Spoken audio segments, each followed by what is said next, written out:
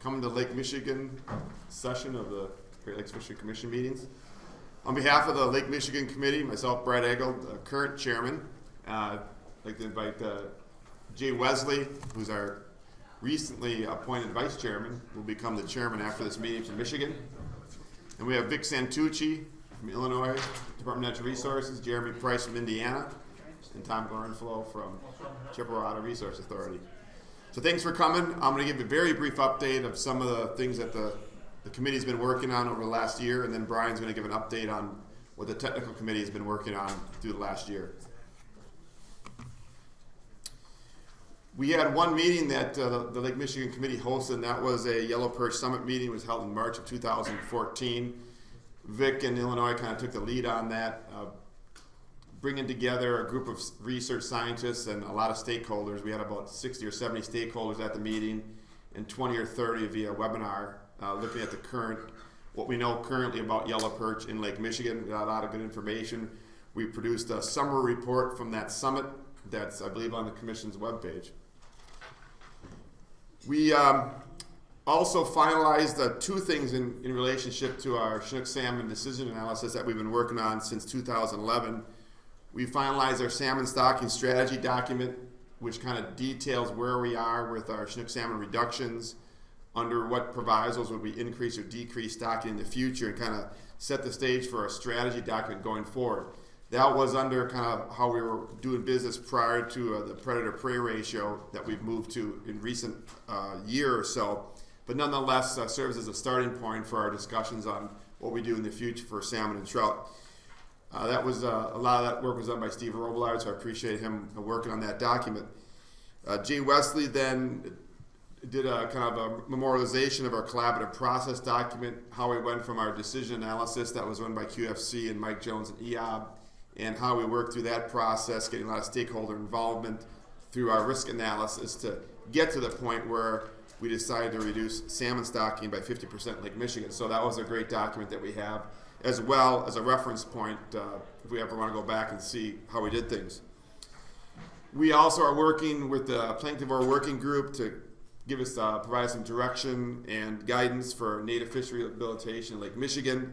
So that document is coming along pretty well. I think they're going to have something out to us in relatively short order. As I said, something else between the time we were working on our strategy and until last summer's Lake Michigan Tech Committee meeting, the Salmon Working Group was working on a kind of a different way to approach Chinook salmon and salmon reductions, and that was a predator-prey ratio. And we'll see the results from that work, the last talk of the Lake Michigan session, but the LMC did endorse that predator-prey with the auxiliary indicators as well. We've been also working on a couple things, IJC indicators. A lot of lakes are working on that endeavor, so we have a small group that's trying to fulfill some requirements there to provide them with some information. We're also looking to start our process for our State of the Lake, which will be in 2016. And as part of that, the committee is going to spend a couple of days looking at our fish community objectives and what do we need to do there. And then a couple other things, the Habitat Framework, LAMP, and environmental principles, some other things where different committee members are working on. And with that, I'll turn it over to Brian for some tech committee updates. Thank you, Brad. I'm the outgoing tech committee chair who volunteered to stay for life for another 2 years. So we'll see where that goes. This last year we had our two tech committee meetings, one up in Manistee in July.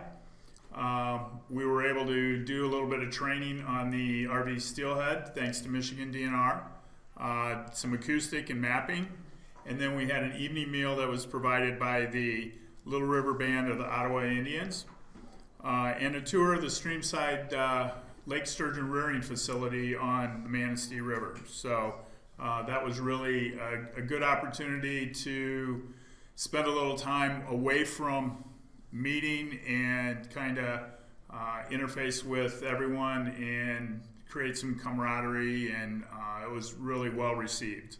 And then our last, in January, we had our meeting in Zion, where we had The meeting was a little bit different because we didn't cover many of the things that we normally had. So we had a lot of invited guests to cover things from LAMP, IJC, Aquatic Habitat Framework, a number of different things. So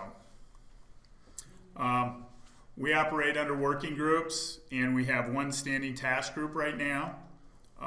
We've got the database working group, which provides and collects the stocking information that goes into the stocking database with the Great Lakes Fisheries Commission, as well as the creel summary, both of those are out, or at least one of those is out on the table. And then we're in the process of a data sharing agreement is starting to move forward. So we're pretty excited about that and to provide the opportunity for others to be able to use some of the data in the larger databases that we've been collecting. Our planktivore working group, primarily responsible for forage assessments, and they're also feeding into the predator-prey model. Habitat working group is primarily dealing with partnerships, everything from some barrier consultation with Jessica, but also some reviews through the Great Lakes Basin Fish Habitat Partnership, and a number of other habitat-related issues. The benthivore working group, we still have a number of streamside rearing trailers for lake sturgeon, and their other focus is whitefish. Our salmonid working group, and that one was pretty active this year because of the predator-prey ratio and presenting that to the Lake Michigan Committee and getting endorsement from them, and the mass marking program for lake trout and Chinook salmon with our headhunters and our collections. Sea lamprey working group, primarily driven by the sea lamprey control folks of the U.S. Fish and Wildlife Service, and so that has been gives us our estimates, works on the treatments, that type of thing. Lake trout working group, we had a charge from the Lake Trout Committee, or from the Lake Committee, and we've pretty much met that charge, and I'll talk about that a little later.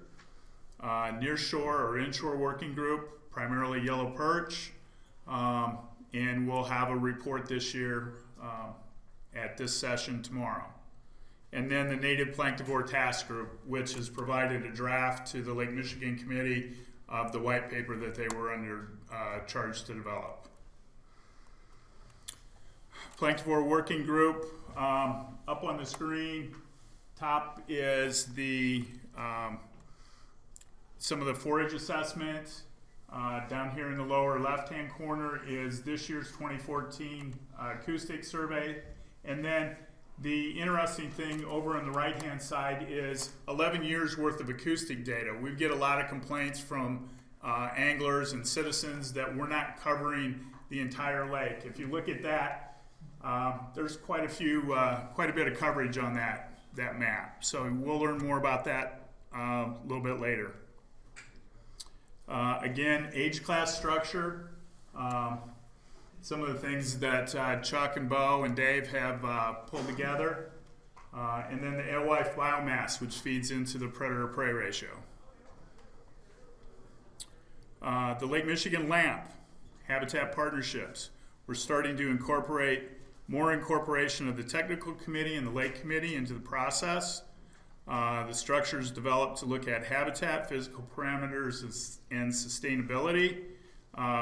They want to broaden constituency to advance fisheries priorities and grant and funding opportunities to influence program decision making. Salmona working group. Again, we talked a little bit about the predator-prey ratio, and we'll learn more about that tomorrow. It gives us an opportunity to estimate where we're headed, and then in order to do that, we need the prey biomass and the Chinook salmon biomass. Mass marking is in full swing. 13 headhunters last year. which included 2 for Lake Huron and 2 for Lake Ontario. Here's a summary that we'll see later of the total collections. Nearly 22,000 collections. See Lamprey Working Group. Scott is going to present more about this. 22 tributaries were treated in 14 and 5 lentic areas. Larval assessments were conducted on 172 Lake Michigan tributaries and 17 offshore areas. Plans for 2015. Assessment surveys are scheduled for 41 new tributaries to detect new populations. Lake Trout Working Group. We're continuing to work towards evaluation of the implementation strategy that's put forth by the Lake Michigan Committee, standard sampling gear and methods for the spring LWOP and fall spawning surveys. Charges to the Lake Michigan Committee were completed, including identification of the principal parties for assessments and presenting the metrics identified in the strategy at this annual meeting. We have 14 different locations where the LWOP surveys take place. Inshore Working Group, as I mentioned, will have a yellow perch report, which I don't believe we've had one since 2011, so this will be a good opportunity. There's more interest also focused on the nearshore community, drowned river mouths, wetlands, and harbors.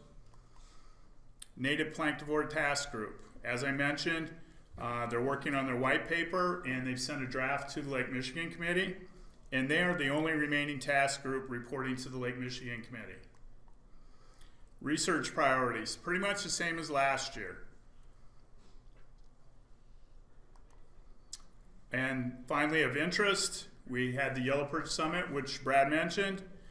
Wisconsin has a new bloater chub commercial quota that they're putting out there. And then the National Park Service is interested in the linkages between round goby and botulism-induced death in their shorebirds. Jay Glaze is one of the collaborators on that, as well as Randy Claremont. Thank you.